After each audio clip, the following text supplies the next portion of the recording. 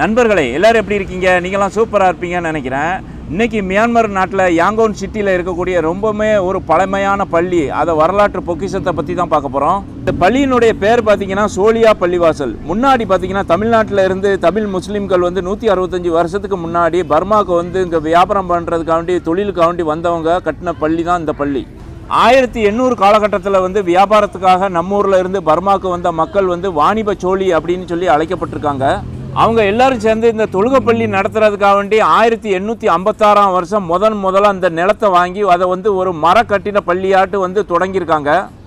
அதுக்கப்புறம் பார்த்தீங்கன்னா 1872 தான் இதை கல் கட்டடமாட்டு மாற்றி புதுப்பிச்சிருக்காங்க. இதில் இன்னொரு சுவாரஸ்யமான விஷயம் என்னென்னா 1856 மரத்தால பள்ளிவாசல் கட்டினப்போ நம்ம தமிழ்நாட்டில் இருந்து நாகூர் அவுலியா தர்கா ஊழியத்தின் சார்பாக ஒரு கொடிக்கம்பமும் இங்கே நட்டப்பட்டு, அந்த அளவுக்கு நம்ம ஊரோட ஆழ்ந்த தொடர்பு இருக்கிற ஒரு இடம் இது.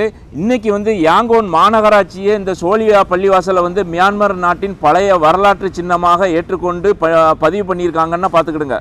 உள்ள பள்ளிக்குள்ளே வந்ததுமே ஒரு பெரிய அகல் இருக்கும். அதில் பார்த்தீங்கன்னா ஒசு பண்ணுறவங்க ஒசு பண்ணுவாங்க. மற்றபடி இந்த நள்ளியில் பண்ணக்கூடியவங்க அதுக்கு தனியாட்டு உள்ள பெரிய இடம் இருக்குது, அங்கே போய் பண்ணிக்கிடுவாங்க. இந்த பள்ளியில் பார்த்தீங்கன்னா எப்போவுமே மக்கள் போக வர ரொம்ப நெருக்கடியாக இருக்கக்கூடிய பள்ளி. ஏன்னா சுற்று வட்டாரத்தில் நிறைய முஸ்லீம் மக்கள் இருக்கிறதுனால இந்த பள்ளி ரொம்ப முக்கியமான பள்ளி. நம்ம ஊர் மக்கள் கடல் கடந்து இங்கே இவ்வளோ பெரிய வரலாற்று சின்னத்தை உருவாக்கியிருக்காங்கங்கிறத நினைக்கும் போது நமக்கு ரொம்பவுமே பெருமையாக இருக்குது. வாங்க இப்போ நம்ம பள்ளிக்கு உள்ளே போய் எப்படி இருக்குது அப்படிங்கிறத பார்ப்போம். இங்கே பார்த்தீங்கன்னா 2 ஜும்மா நடக்கும். 2 ஜும்மா பெரும்பாலும் நம்ம தமிழ்நாட்டில் நடக்கிறது ரொம்ப ரேரு. அதுக்கப்புறம் பார்த்தீங்கன்னா இந்த வடநாட்டில் நடக்கும். கல்கத்தா, பம்பாய் அந்த மாதிரி இடங்கள்ல நான் பார்த்துருக்கேன்.